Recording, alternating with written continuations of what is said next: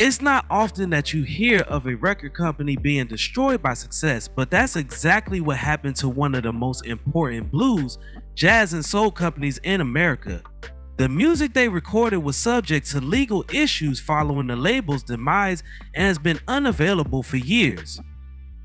The centerpiece of today's video is all about the rise and fall of Vee-Jay Records. Now before we start, let's be sure to leave a like on the video, subscribe to the channel, and push that notification bell to be sure you won't miss out on any more content. Now, without further ado, let's cue that intro.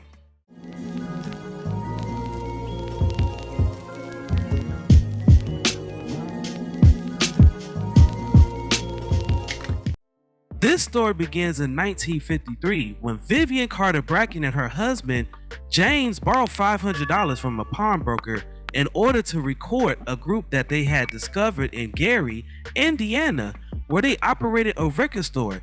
The couple took their initials V and J, and boom, Vee-Jay Records was born. Vivian got her brother Calvin Carter and named him the label's A&R. Right away, the label had success. Early on, the label had blues singers.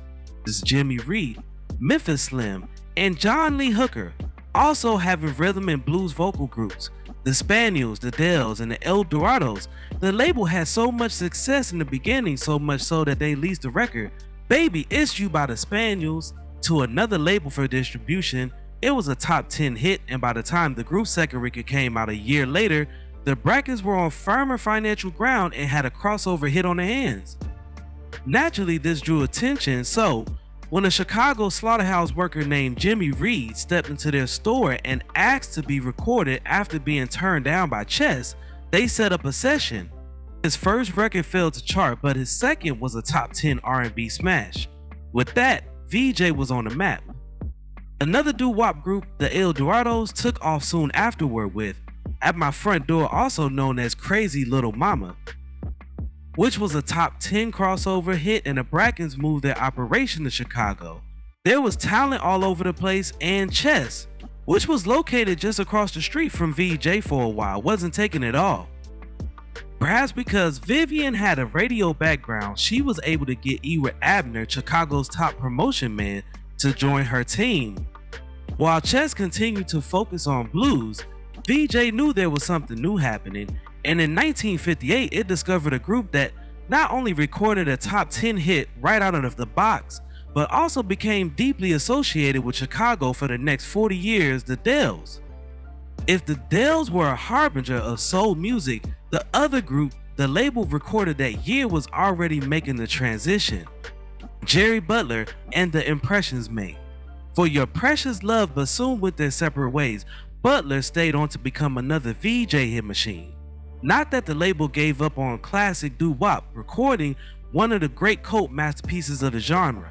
In the 1960s, the label became a major soul label with Jerry Butler, Gene Chandler, Dee Clark, and Betty Everett having hit singles on both the pop and R&B charts. Vee-Jay was also the first label to nationally issue a record by the Pips, who became Gladys Knight and the Pips in 1962 when they moved to Fury Records. Vee-Jay had significant success with pop and rock and roll acts, such as the Four Seasons, their first non-black act, and the Beatles. Through a license agreement with EMI Records, Vee-Jay was able to acquire the rights to a number of the early recordings made by the Beatles.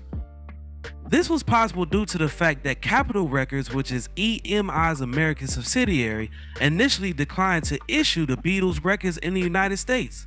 By then, Vee-Jay was one of America's top labels with a strong jazz catalog. The first hint of disaster came in 1962 with their biggest record to date, the Four Seasons hit. Sherry was so big that Vee-Jay's owners found themselves without the money to pay for pressing more copies of the records, although the label stumbled along for a while. The worst thing it could have done would be to sign another hit group, but it did, and what a group, Capitol Records already had passed on the option to release the Beatles in America, but the Brackens jumped at the chance. Please Please Me and From Me to You both came out on Vee-Jay, followed by an album at the end of 1963. The Four Seasons and the Beatles both went to greener pastures, and Vee-Jay wound up in court. In the mid-1960s, Vee-Jay signed the former successful child singer Jimmy Boyd, known for the hit I Saw Mommy Kissing Santa Claus. The company ventured into folk music with Hoyt Axton and also picked up Little Richard, who recorded his specialty hits and recorded I Don't Know What You've Got But It's Got Me. The label also saw R&B success with Don Covey, Bernard Purdie, Ronnie Miller, Billy Preston, and Jimi Hendrix before Hendrix became successful on his own. Vee-Jay's jazz line accounted for a small portion of the company's releases, but recorded such artists as Eddie Harris, Wynton Kelly, Lee Morgan, and Wayne Shorter. The AR for the label's jazz releases was Sid McCoy.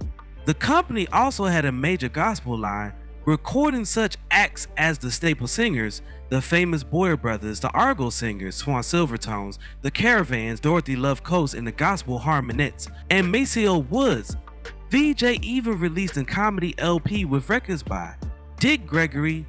Vee-Jay's releases were initially unsuccessful, but they quickly became big hits after the British invasion began in early 1964 with 2.6 million Beatles singles sold in a single month. Cash flow issues, allegedly caused by Edward Abner's use of the business treasury to settle personal gambling debts, led to the company's active demise. Vee-Jay had been forced to temporarily halt operations in the second half of 1963, resulting in royalty conflicts with the Four Seasons and EMI. The Four Seasons then left Vee-Jay for Philips Records, while EMI's Capitol Records acquired the US rights to both the Beatles and Frank Ifield. Other Vee-Jay subsidiary labels included Interphone, Oldies 45 for reissues, and Tolly and Abner Records, an early subsidiary label founded in 1958. Vee-Jay also distributed Champion Records, Rec Hall's Fame Records, and for a time, the Memphis labels Gold Wax Records and Johnny Vincent's Ace Records. Vee-Jay returned to Chicago in 1965. After a year in Los Angeles, liens were imposed on Vee-Jay assets in Los Angeles following Pi Records' legal action for non-payment of royalties. In August of 1966, Vee-Jay Records filed for bankruptcy. The label's assets were later purchased by label executives Betty Chiappetta and Randy Wood, not Dot Records founder, who renamed the company Vee-Jay International. The Four Seasons library was not included in the sale because the band secured a contract language that stated that in the event of bankruptcy, the catalog will be returned to the band, which has kept it ever since. From 1967 to 1972, Vee-Jay was limited to selling some of the inventory on hand when the company went under and leasing or licensing the Vee-Jay masters to Buddha Records, who came out with the first generation series, and Springboard International, who issued dozens of albums featuring Vee-Jay material on their subsidiary label, Upfront. The label was revived under new management in 1982 as a dance and R&B label, but closed down in 1986. In the mid-late 1980s, a one-hour independent documentary film titled Cradle Rock and Roll aired on PBS soon after its completion. It covered the history of Vee-Jay and Chess Records in Chicago, which helped to begin a revival of some interest in Vee-Jay's history and catalog.